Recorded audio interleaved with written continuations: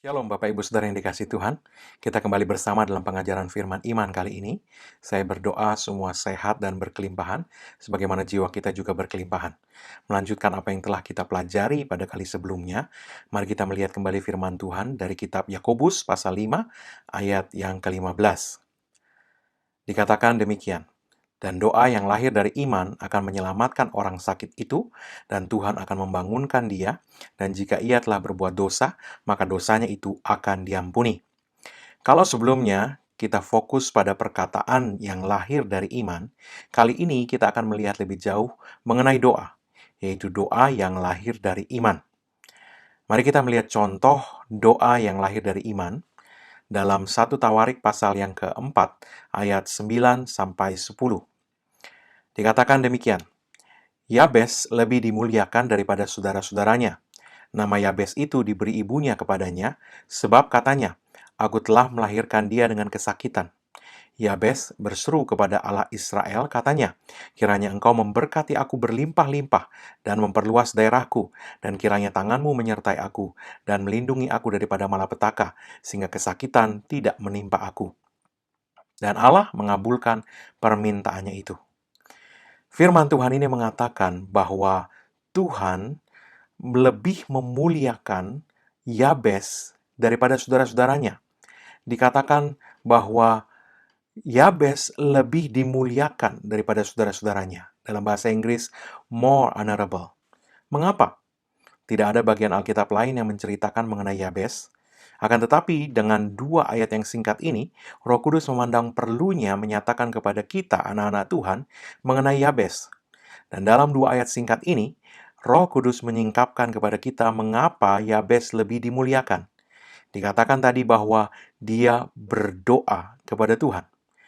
Firman Tuhan berkata tadi, Yabes berseru kepada Allah Israel. Dalam bahasa Inggris, kata lebih dimuliakan menggunakan kata more honorable atau lebih dihormati. Ini menunjukkan bahwa Tuhan lebih menghormati atau lebih menghargai dan bahkan lebih memuliakan mereka yang berdoa atau berseru kepadanya dengan iman. Mengapa saya katakan bahwa doa Yabes adalah doa yang lahir dari iman? Dari ayat-ayat mengenai Yabes ini, Roh Kudus menyingkapkan bahwa latar belakang hidup Yabes penuh dengan penderitaan. Arti nama Yabes dalam bahasa Ibrani adalah penderitaan atau kesakitan. Ibu Yabes sendiri mengalami kesakitan yang luar biasa saat melahirkan Yabes. Akan tetapi kita melihat bahwa Yabes tidak memandang kepada situasinya.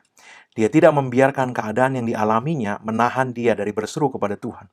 Di tengah penderitaan atau kesakitannya, Yabes memandang kepada Tuhan dan berseru kepadanya. Ini menunjukkan bahwa Yabes menaruhkan percayanya kepada Tuhan. Kita melihat operasi iman di sini. Doa Yabes adalah doa yang lahir dari iman. Ayat 10 menegaskan hal ini. Dikatakan di sana, Allah mengabulkan permintaannya itu. Kita tahu bahwa Allah menjawab doa yang lahir dari iman. Di dalam Yakobus pasal 5 ayat 15 tadi dikatakan, doa yang lahir dari iman akan menyelamatkan orang yang sakit itu, dan Tuhan akan membangunkan dia. Dengan kata lain, doa yang lahir dari iman membuat kuasa Tuhan termanifestasi dan mengerjakan mukjizat. Markus pasal 11 ayat 24 berkata, Karena itu aku berkata kepadamu, apa saja yang kamu minta dan doakan, percayalah bahwa kamu telah menerimanya, maka hal itu akan diberikan kepadamu. Hal ini mengajarkan kepada kita untuk berdoa dengan doa yang lahir dari iman. Dan kedua adalah mengajar kita untuk berseru kepada Tuhan di tengah kesakitan, kesesakan, penderitaan, atau masalah.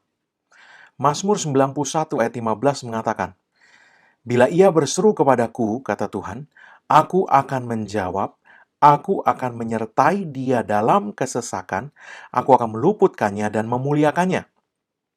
Di dalam kesesakan, Tuhan mau kita berseru kepadanya. Tuhan menaruh penghargaan lebih kepada orang yang berseru kepadanya di tengah kesesakan daripada mereka yang berusaha menyelesaikan sendiri masalahnya. Berseru pada Tuhan dalam kesesakan daripada berusaha sendiri menyelesaikan masalah adalah ekspresi seseorang yang bergantung kepada Tuhan. Dikatakan dalam Yeremia 17 ayat 5-8, beginilah firman Tuhan. Terkutuklah orang yang mengandalkan manusia, yang mengandalkan kekuatannya sendiri dan yang hatinya menjauh daripada Tuhan. Ia akan seperti semak bulus di padang belantara. Ia tidak akan mengalami datangnya keadaan baik. Ia akan tinggal di tanah angus di padang gurun, di negeri padang asin yang tidak berpenduduk. Diberkatilah orang yang mengandalkan Tuhan, yang menaruh harapannya pada Tuhan. Ia akan seperti pohon yang ditanam di tepi air, yang merambatkan akar-akarnya ke tepi batang air, dan yang tidak mengalami datangnya panas terik, yang daunnya tetap hijau, yang tidak khawatir dalam tahun kering, dan yang tidak berhenti menghasilkan buah. Dikatakan bahwa orang yang mengandalkan Tuhan tidak mengalami datangnya panas terik. Ini berarti bahwa dalam kehidupan orang yang mengandalkan Tuhan itu dapat saja datang yang namanya panas terik. Akan tetapi mereka yang mengandalkan Tuhan ini tidak mengalami datangnya panas terik. Haleluya. Dikatakan bahwa daunnya tetap hijau di saat panas terik itu dan bahwa ia tidak khawatir di dalam tahun kering. Ini menunjukkan bahwa sekalipun tahun itu adalah tahun kering, orang yang mengandalkan Tuhan dipelihara Tuhan untuk tetap subur. Batang air Tuhan terus mengairi kehidupannya, dan ia tetap berbuah lebat di tengah panas terik dan tahun kering. Bapak Ibu Saudara yang dikasih Tuhan, kita harus tahu dan mempercayai perkataan Tuhan ini. Iman yang lahir dari firman Tuhan inilah yang kemudian melahirkan doa seruan kita kepadanya untuk membuat semua perkataan firman-Nya ini terjadi pada kita, termanifestasi dalam hidup kita. Ya, kita perlu mendoakan hal ini. Sekalipun adalah kehendak Tuhan untuk memberkati kita, sekalipun adalah kehendak Tuhan untuk membuat hidup kita subur, kita perlu mendoakannya supaya termanifestasi dalam hidup kita. Adalah kehendak Tuhan untuk membuat kita yang mengandalkan Dia subur di tengah masa kering. Akan tetapi, doa memegang peranan yang sangat penting. Dalam Daniel pasal 9 diceritakan bahwa Nabi Daniel, sudah mengetahui dari firman Tuhan mengenai nubuatan tentang masa penawanan orang Israel di Babel, yaitu selama 70 tahun, dan setelah itu penawanan itu akan selesai. Akan tetapi kita melihat bahwa Daniel tetap mendoakan untuk bangsanya dilepaskan Tuhan dari penawanan Babel. Jadi Daniel tahu kehendak Tuhan dari firman Tuhan, tetapi dia mendoakan supaya itu terjadi.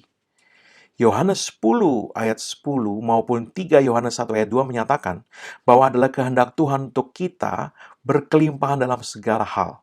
Dalam pernikahan, hidup rumah tangga kita, keuangan, hubungan sosial, kesehatan jasmani dan jiwani, adalah kehendak Tuhan untuk kita makmur, berkelimpahan dalam setiap hal ini. Dan adalah bagian kita untuk menyelaraskan diri kita dengan kehendak Tuhan itu, dengan mendoakan kehendaknya, supaya termanifestasi dalam hidup kita.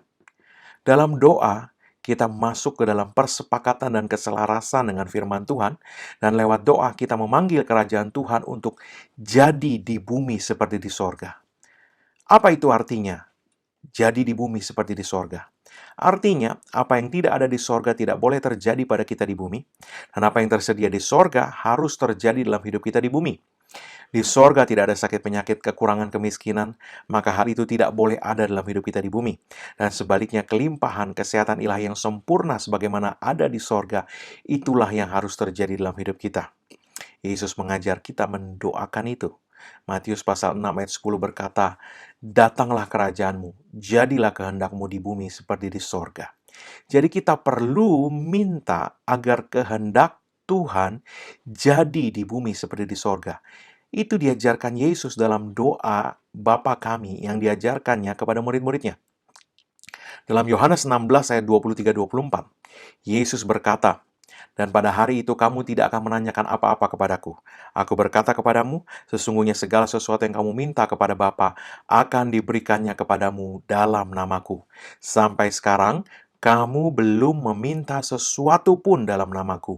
Mintalah, maka kamu akan menerima, supaya penuhlah sukacitamu." Tuhan mau kita minta apa yang menjadi kehendaknya termanifestasi dalam hidup kita. Sebagai orang percaya, kita sekarang ada di dalam Kristus yang telah bangkit. Itu sebabnya kita dapat dengan penuh keberanian percaya meminta dan menerima apa yang kita minta kepada Bapa itu di dalam nama Yesus.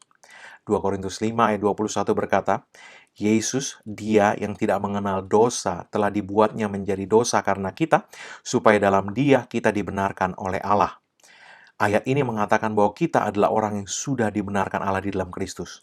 Jadi sekalipun kita masih dalam perjalanan untuk terus disempurnakan secara kelakuan, Tuhan tidak mau kita menilai diri kita sendiri di dalam diri kita sendiri, kelakuan kita, dan sebagainya. Tetapi di dalam Kristus, orang yang sudah dibenarkan Allah di dalam Kristus dengan sempurna. Posisi kita di dalam Kristus itulah yang memberikan kepada kita keberanian percaya dalam doa. Dan itu juga yang menjadi jaminan mengapa Allah menjawab doa kita. Dia memandang Kristus yang berdiri bagi kita, sebab kita ada di dalam Kristus. Jadi, Bapak Ibu Saudara yang dikasihi Tuhan, berdoalah selalu dengan keberanian, percaya, dan iman, sebab kita telah dibenarkan di dalam Kristus. Dan jangan biarkan iblis menuduh mempergunakan kekurangan-kekurangan kita. Kembali kepada Yabes, firman Tuhan menyingkapkan 4 hal yang didoakan Yabes, dan yang firman Tuhan katakan dijawab oleh Tuhan.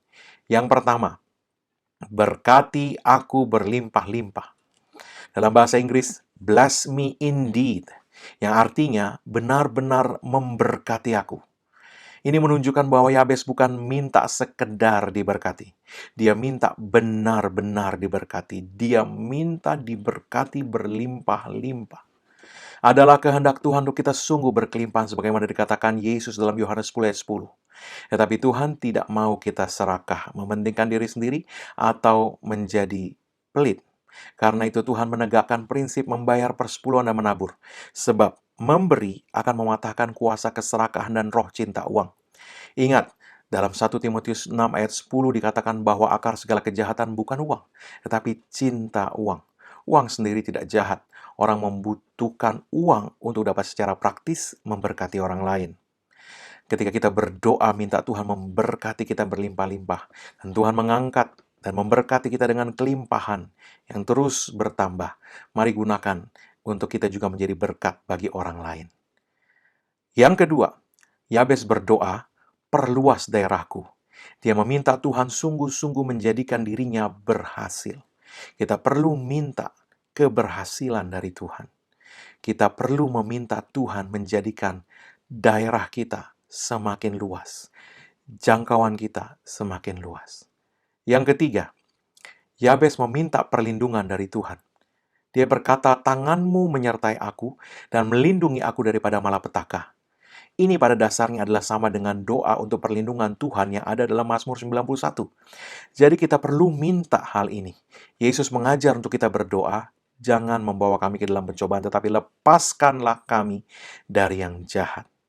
Mintalah untuk Tuhan melepaskan kita dari yang jahat. Yang keempat, Yabes minta dilepaskan dari segala sakit penyakit. Dia berkata, sehingga kesakitan tidak menimpa aku. Bapak Ibu Saudara yang dikasihi Tuhan, semua ini adalah cerminan kehendak Tuhan untuk kita. Doa Yabes yang sederhana, namun penuh keberanian ini, menggambarkan kehendak Tuhan itu. Bagi sebagian orang, mungkin kedengarannya doa ini terlalu berlebihan, atau terlalu berani. Akan tetapi firman Tuhan mengatakan bahwa Tuhan memandang doa Yabes ini terhormat, dan Dia mengabulkannya. Haleluya. Satu hal lagi yang kita perlu lihat hari ini mengenai meminta dari Tuhan, yaitu dari peristiwa ketika Petrus berjalan di atas air. Kita melihat Yesus berjalan di atas air ketika itu dan Petrus minta supaya Yesus memanggil dirinya supaya juga berjalan di atas air, dan Yesus mengabulkan permintaan Petrus itu dan memanggil Petrus untuk berjalan di atas air juga. Nah, berjalan di atas air bukanlah salah satu janji Tuhan yang ada dalam firman-Nya. Tapi itu adalah sebuah permintaan pribadi. Akan tetapi kita melihat bahwa Yesus mengabulkannya. Jadi, jangan takut atau sungkan dalam meminta sesuatu kepada Tuhan di dalam nama Yesus. Bapak Ibu Saudara dikasih Tuhan, pada akhirnya saya mengingatkan kembali bahwa doa kita harus lahir dari iman. Dalam Matius pasal 14 ayat 22-33, ketika Petrus sudah berjalan di atas air tadi, dia mengalihkan pandangannya kepada situasi sekelilingnya dan melihat ombak yang besar yang ditiup oleh angin, dan firman Tuhan berkata seketika itu juga dia mulai tenggelam. Seketika itu juga Yesus mengulurkan tangannya dan menangkap Petrus dan berkata, "Mengapa engkau bimbang?" Ini menunjukkan kepada kita bahwa ketika kita mengalihkan mata kita dari Yesus kepada situasi di sekeliling kita, Yesus menyebut hal itu sebagai kebimbangan atau keraguan. Hari-hari ini, kita sedang menghadapi tantangan yang nyata. Ekonomi, depresi, stres, wabah. Kita tidak menyangkal bahwa hal itu ada di sekeliling kita. Tapi ingat bahwa Mazmur 23 berkata, "Sekalipun aku berjalan dalam lembah kekelaman, aku tidak takut bahaya, sebab engkau besertaku. Gadamu dan tongkatmu itulah yang menghibur aku." Realitas kerajaan Allah adalah bahwa Yesus ada di atas segala badai. Dia berjalan di atas badai. Ketika kita berada di tengah badai, pandanglah kepada Yesus, sebab dialah jawaban kita. Keraguan adalah alarm bahwa kita sedang memandang kepada situasi. Alihkan pandangan kita kembali kepada Yesus. Haleluya. Daud, sang raja dan pemazmur, berulang kali menghadapi tantangan yang nyata dalam hidupnya. Dan dia berbicara, berdoa, berseru kepada Tuhan mengenai situasi-situasi yang dihadapinya. Namun kita melihat dalam firman Tuhan bahwa doa Daud selalu berakhir dengan pujian yang mengekspresikan percayanya kepada Tuhan untuk melepaskan dia dari kesusahannya. Yosua dan Kaleb bersama 10 orang lain pergi mengintai tanah perjanjian. Dari 12 orang itu hanya 2 orang ini, yaitu Yosua dan Kaleb, yang pulang dengan laporan yang baik dan positif. Sementara semua yang lain melihat kepada raksasa yang ada di tempat yang mereka intai. Yosua dan Kaleb melihat kepada Tuhan yang lebih besar dari segala raksasa, serta kelimpahan di tanah perjanjian sebagaimana yang Tuhan janjikan. Firman Tuhan berkata, Yosua dan Kaleb, merekalah yang akhirnya masuk tanah perjanjian. Bapak Ibu Saudara dikasih Tuhan, daripada mengizinkan situasi yang kita hadapi menyebabkan keraguan, pilihlah untuk tetap ada dalam iman dan letakkan percaya kita dalam Tuhan. Dia pasti menjawab doa kita. Firman-Nya berkata, percaya kamu sudah menerimanya, maka hal itu pasti diberikan kepada kita. Di masa sekarang ini di mana masih ada pembatasan fisik, daripada membiarkan waktu berlalu, pandanglah waktu-waktu ini seperti Sabat. Waktu untuk bersekutu dengan Tuhan. Waktu semua kembali normal nanti, kita akan melihat kembali hari-hari ini dan menemukan bahwa waktu kita hari-hari ini adalah waktu yang subur dalam persekutuan dengan Tuhan. Ambil firman Tuhan, renungkan buku rohani, pengajaran, renungan harian, khotbah, firman iman, dan bersekutulah dengan Tuhan, dengan belajar dan merenungkan firman Tuhan itu. Kelimpahan akan datang. Firman Tuhan menunjukkan berulang kali, Tuhan membuat umatnya kelimpahan di tengah kekeringan yang sedang melanda. Akan tetapi iman kita harus siap menerima kelimpahan itu bagi diri kita pribadi. Selaraskan diri kita dan masuklah dalam kesepakatan dengan Tuhan lewat doa. Mulailah berdoa seperti Yabes. Dan Tuhan mengingatkan kita hari ini bahwa doa Yabes, yaitu doa yang lahir dari iman, semua dikabulkan Tuhan. Amin. Mari kita berdoa. Bapa di sorga, jadikan anak-anak-Mu semua sungguh berkelimpahan dalam segala hal di hidup mereka. Dalam nama Yesus, jadikan mereka sehat, perbaharui masa muda mereka seperti pada burung Raja Wali, impartasikan kepada mereka kuasa kebangkitan-Mu ke dalam tubuh mereka ya Bapa, di dalam nama Yesus. Amin.